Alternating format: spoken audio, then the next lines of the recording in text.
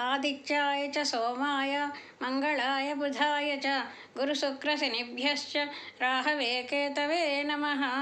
जपाकुसुमसङ्काशं कास्यपेयं महाद्युतिं तमोरिं सर्वपापघ्नं प्रणतोऽस्मि दिवाकरं।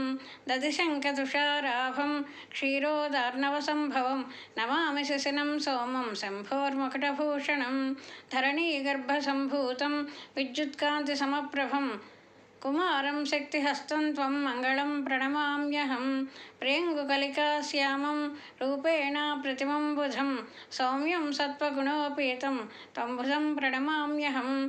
देवानां च ऋषीणां च गुरुं काञ्चनसन्निभं बुद्धिभूतं त्रिलोकेशं तन्नमामि बृहस्पतिं। हिमकुन्दवृणालाभं दैत्यानां परमं गुरुं सर्वशास्त्रप्रवक्तारं तं शुक्रं प्रणमाम्यहं। नीलाञ्जनसमाभासं रविपुत्रं यमाग्रजं छायामार्ताण्डसम्भूतं तं नमामि शनैश्चरम्। अर्धकायं महावीर्यं चन्द्रादित्यविमर्दनं सिंहिकागर्भसम्भूतं तं राहुं प्रणमाम्यहं।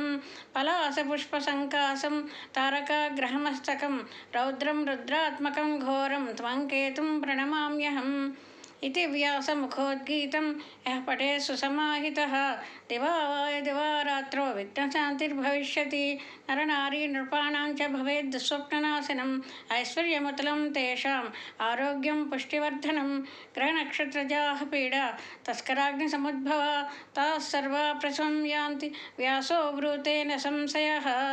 आदित्याय च सोमाय मंगलाय बुधाय च गुरुशुक्रशनिभ्यश्च राहवे केतवे नमः।